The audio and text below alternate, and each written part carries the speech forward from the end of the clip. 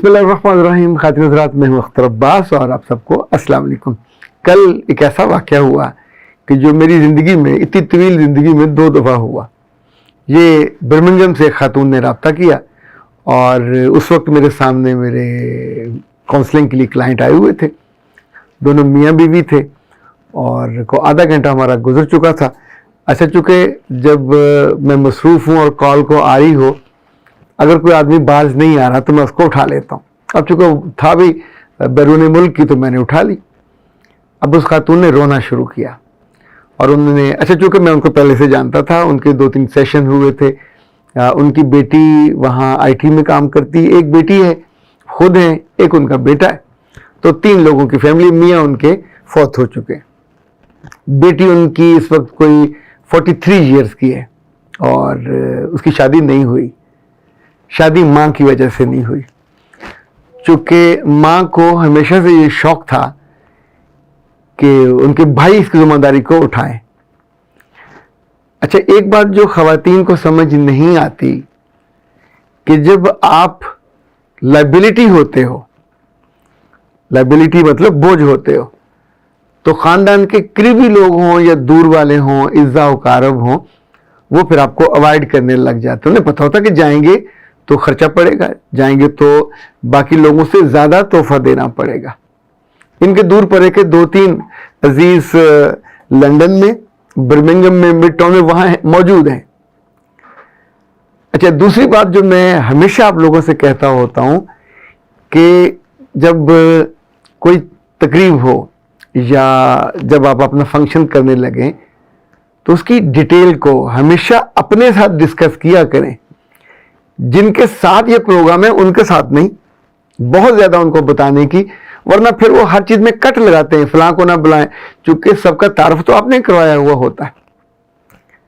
अब यहाँ दुल्हा मियाँ ने ये कट लगाया था कि तुम अपने ऑफिस से किसी कोलीग को नहीं बुलाओगे। जिस लड़की की 43 ईयर्स एज हो, उसने 4-5 जगह काम किया हुआ था, इवन स्टोर्स पे काम किया हुआ था, स्कूल में काम किया हुआ था, यहाँ जो अब काम कर रही है या अच्छी सीनियर पोजीशन पे है, तो मियाँ साहब ने कहा तुम किसी को नहीं बुलाओगे। ओके, ये भी मान लिया। अब जिन 3-4 अजीज़ों को बुलाया था, ख्याल ये था कि निकाह हो, अगले रोज रुखसती हो, उसके अगले रोज वलीमा और कम से कम लोगों को बुलाया जाए। तो दोपहर का वक्त था, जिस वक्त आना था, मानो 4 बजे, 4 बज गए, 5 बज गए, 6 बज गए, जब उनकी अम्मा ने अपने भाइयों को और अजीज़ों को फ़ोन करने शुरू किए कि आप अब तक पहुँचे नहीं हैं, वो मेहमान आने वाले हैं और वो प्रोटोकॉल के बहुत कॉन्शियस हैं कि आपके ख़ानदान हमें कैसा इस्तकबाल करता है। तो एक ने कहा कि मेरी बीवी किचन में स्लिप हो गई, गिर गई है और उसके पाँव की वो स्लिप हो गई कोई चीज़, मैं उसको लेकर हॉस्पिटल जा रहा हूँ। दूसरे ने कहा दफ्तर में हमारी मीटिंग बहुत लंबी है। तीसरे ने कहा मेरी गाड़ी ख़राब है। सो तीनों की तरफ से जवाब नहीं आया, जवाब आया। तो अब एक लिहाज से बारात आने वाली थी और घर में दुल्हन, दुल्हन की माँ और भाई साहब 3 लोग थे और चौथा कोई बंदा भी नहीं था। अब मेरा सच्ची बात है, दिल तो चाह रहा था कि मैं उनको फुल साइज में डांटूं। मेरा ख्याल है पिछले 20-25 सालों से अपने दोस्तों को हर साल रमज़ान में, ईद के बाद और दौरान में भी, जब कभी हमारी बेगम इजाज़त दे दें कि जी अब मैं इस वक्त इन दोनों फारिग हूँ और तैयार हूँ। शुरू में मुझे याद है हम 20-25 लोगों को बुलाते थे, फिर हौली हौली ये तादाद 50 को क्रॉस करने लग गए।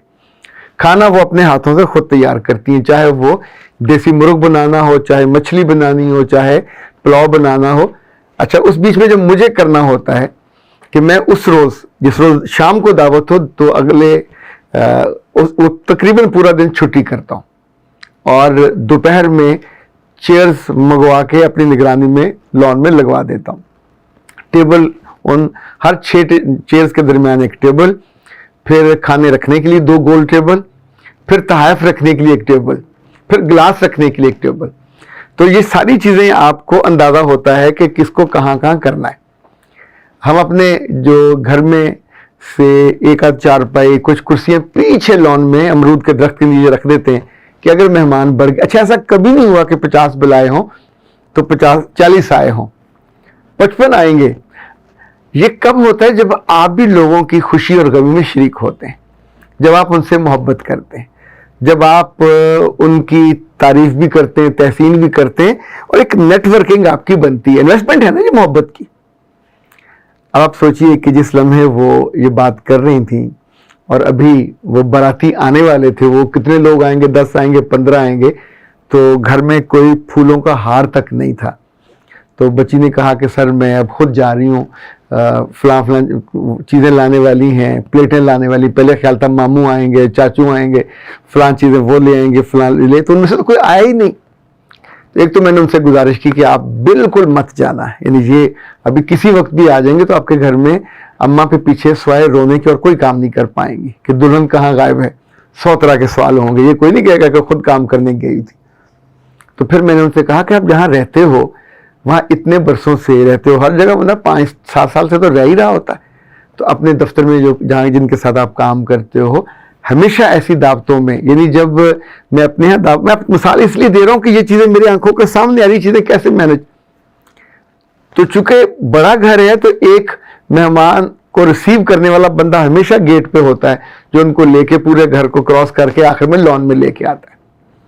اچھا، جتنے میرے آفس کی ٹیم ہوتی ہے 5 6 7 یہ سب لوگوں کی ڈیوٹیاں ہوتی ہیں اور اپنی اپنی ڈیوٹی کو مہمانوں کو، ظاہر مہمان کو پروٹوکول دینا ہوتا ہے۔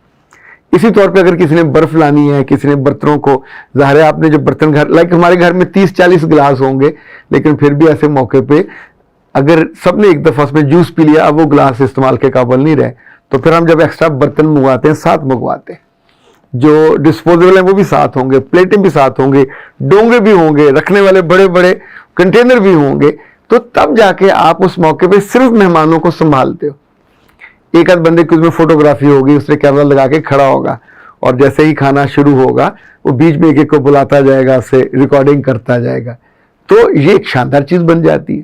آپ سوچیں اتنی بڑی تقریب نکاح کی اور اس میں آپ اتنے ڈیپینڈنٹ ہو کہ فلاں آئے گا تو فلاں چیز لے آئے گا، فلاں، تو آپ کے پاس کوئی چیز بھی نہیں ہے۔ یہ بد انتظامی کا اعلیٰ درجے کا شاہکار ہے۔ دوسرا، آپ کے تعلقات کی ناکامی کا ایک بہترین یوں سمجھیں جس کو کیس اسٹڈی کہتے ہیں وہ ہے۔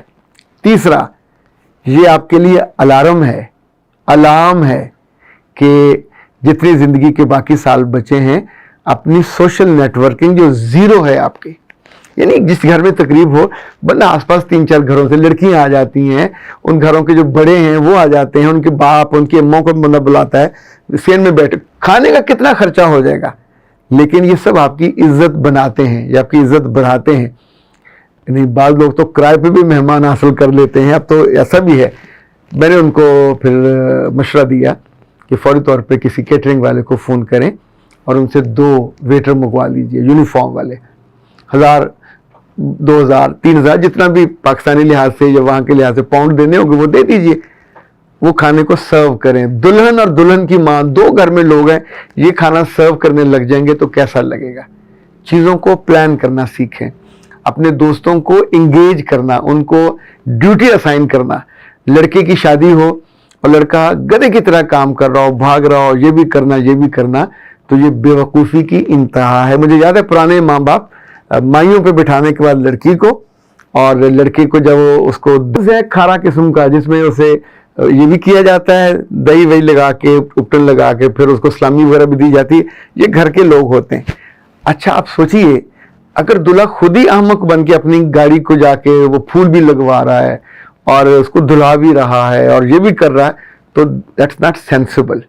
دلہے اور دلہن کو اور ان کے بالکل امیجیٹ ماں کو یا باپ کو یہ سارے کام نہیں کرنے ہوتے۔ یہی وقت تو ہوتا ہے جب آپ کو اپنے دوستوں کو، اپنے قریبی عزیزوں کو یا جو بھی آپ کے سوشل ایسٹس ہوتے ہیں چاہے وہ بہن بھائیوں میں سے ہوں، اگر آپ نے لوگوں پہ انویسٹمنٹ کی ہوگی، یہ ایک ٹوٹل فیلور ہے آپ کے اتنے برسوں کا کہ جب آپ کو خوشی کا موقع آیا تو آپ اکیلے بیٹھے ہیں۔ آپ سوچیے اللہ معاف کرے کبھی غمی کا موقع آئے تو پھر ایسے بیٹھے ہوں گے تو کیسا لگے گا؟ بندہ دکھ سے مر جاتا ہے۔ نہیں کرنا چاہیے اس طرح کی زندگی کو پلان۔ ہمیشہ ان سارے لوگوں کو جو آپ سے محبت کرتے ہیں، ان سارے لوگوں کو جن سے آپ محبت کرتے ہو، اگر آپ اظہار نہیں کرتے، آپ ان کے ساتھ ریلیٹ نہیں کرتے تو ایسے موقعوں پہ آپ اکیلے بیٹھے پہ روتے ہیں.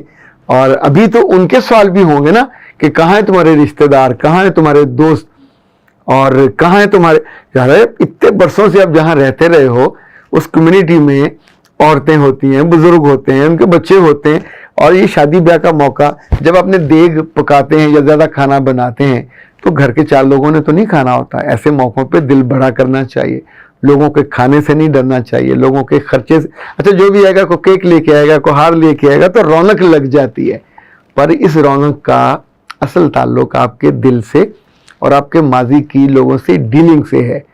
وہ سارے لوگ جو خوشی اور غمی میں اکیلے رہ جاتے ہیں ان کو فوراً اسی شام بیٹھ کے سر جوڑ کے اور پوری سمجھداری کے ساتھ, بلیم کرنے کے لیے نہیں کہ بھائیا نہیں آئے, چاچا نہیں آیا, تایا نہیں آیا, ماما نہیں آیا, اوکے کیوں نہیں آئے, آپ کی انویسٹمنٹ زیرو ہے, آپ نے ان کے ساتھ ریلیشننگ پہ محبت کو انویسٹ ہی نہیں کیا ہوا. یا ورنہ ایسے موقعوں پہ تو ان کے بچے, ان کی بیویاں, ان کی بیٹیاں وہی نہیں ٹکنے دیتی ہوتی باپ کو اور ماں کو کہ پہنچنا ہے وہاں.